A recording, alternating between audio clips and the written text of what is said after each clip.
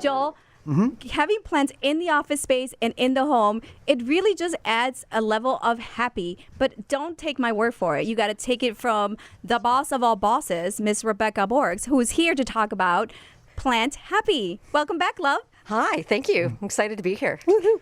It's always great when you get the girls in the studio, right? Yeah. Let's just have fun. Let's do what we do on those threads all day long. Let's just chat. Let's just chat. That's What's going on?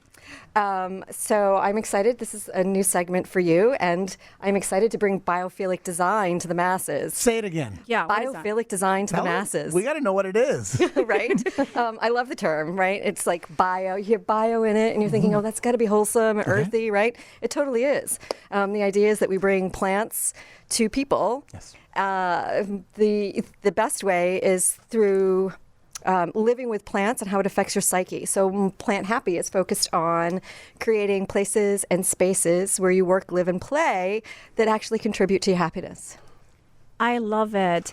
And you're starting to, not starting, I think it's happening, right? People are using this and are living, because we live in these high rises. In some situations, people live in lower levels and in garden units, and they don't get to see all this light. And so you want to bring some life into your space. And that's part of staging 101 too. When you're trying to sell a property, you want to bring in the outdoors indoors, so that, it feels cozy and it's easier for us to sell a product. Right. And biophilic design is actually a little bit more than just bring the outside inside. It's actually creating opportunities where I call it the transterior, where there actually is no difference between the inside and the outside. So it becomes this extension of your home. Oh, wow. And you can do that whether you have a balcony, a courtyard, a deck, and of course if you have the American dream, which is a house and a yard. There are ways that you bring the natural materials, integrate them inside the house and outside the house, so it almost looks like the spaces, there is no division. I love it. I could literally call you and have you come to my place, and you just walk through and tell me what needs to be added here and there so that it can be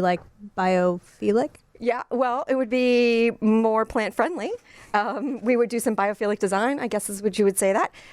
And we would look at where the sun is in your house and the types of plants and your humidity level and what would really do well in there. And then if the humidity level is low, we'll figure out what to do to sort of accommodate it if there's a plant you absolutely must have. And, it's there's a little science behind it, but the plants, you can live with plants that improve your well-being through the change in oxygen level that that's the immediate one. But there's other plants you can bring into your home that, like in your bedroom, for instance, that will help you sleep better. You've got things like lavender and juniper, I think. I might have lavender and jasmine, which both help you sleep soundly and more calmly. There's real science behind this, right? There's real science behind this. You told us before, and I love this, that you brought this up. Just literally tell us, just looking at a screen, tell us the story. Yes. So this is really love fantastic. this. The brain doesn't know the difference between fake or real plants. And that's actually true with a lot of stuff. When we're looking at stuff, our brain is very literal. So for the brain, and it also loves the colors blue and green and yellow. It's the sunshine, it's the earth, it's the sky, it's the plants, right? You stare at these things for 10 minutes and it literally raises your levels of serotonin and dopamine. Literally making you happier. Oh, wow. So my happy. crabby ass should look at yellow, stare at yellow before I leave my house every day. Right. Or get a plant. So put on the gloves, hats, and coats, and look at yellow. Get a little plant by your workstation, wherever that is. Bring a plant or change your screensaver on your computer or on your phone to something like if you're thinking about that tropical vacation and somebody's on a paddleboard and they're in a cute bikini or some really nice and handsome guy in swim trunks, whatever. All You of that. too, Joel. That's exactly what you need to visualize. Bikini, whatever it is. You will stare at that. I mean, if you stare at that for 10 minutes or so, you will literally raise serotonin and dopamine in your body. Yes, because we're not all lucky like Will Barroso, who just came back from Puerto Rico. I was so We're not. Lucky Will. No one's lucky like Will. It's I'm sorry I can't talk to you. Talk about rundowns this week because I'm drinking a mimosa. What were you, margarita on the beach? That's right. Excuse me. It's a good excuse. I can take time for a conference call in between margaritas. Who says that? I was like, oh, Will. That's totally valid. But he can totally do that. And I was going to say, Will, stay there because it's miserable here. But you can't stay there because we I need him so much. Yeah.